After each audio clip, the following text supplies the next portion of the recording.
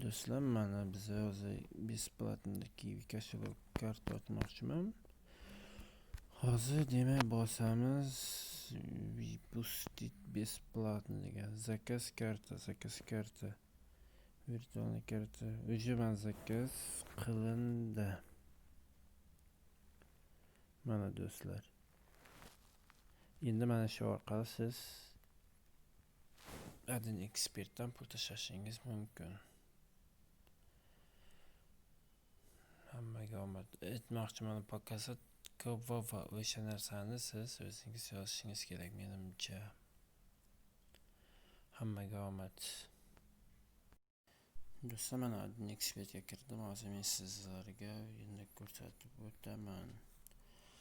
Mana hozir kivi kошелек kivi emas, endi biz hozir o'sha viza mana ko'rgan bo'lsangiz, viza karta turibdi. Viza kartaga bosasiz. Viza kartaga shunaqa danlasi kelib chiqadi va bosasiz. Keyin mana bu yerga nomer ketadi.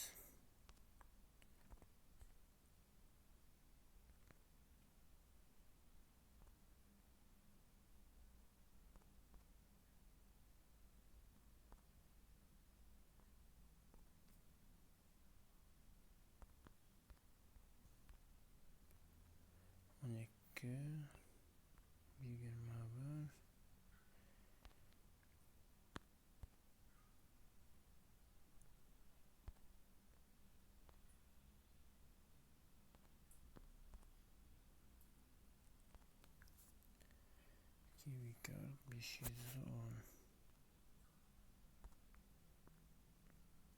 Do'stlar, mana shu adashmasam nimadir ketdi. Demak kutamiz hozir nima bo'lishini.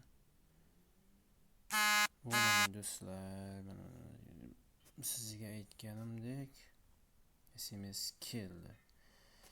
Tak, endi hozir men sizlarga ko'rsataman. Endi kivi kошелекка o'tishni ko'rsatsam.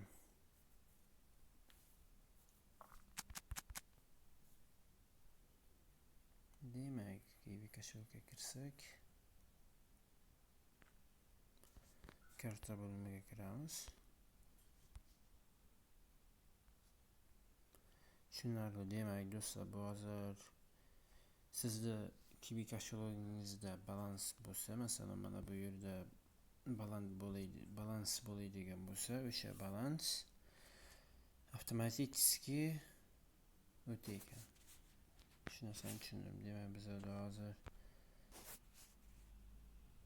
sizga ko'rsatdim mana. Mana shu kartaga shuncha narsa bo'lib keldi. Demak, eng oson yo'li mana shu narsa. Siz kivi kошелекка kirasiz.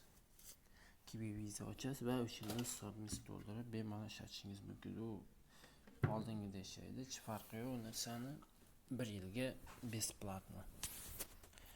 Hammaga omad. Keng o'yinlarda uchrashguncha.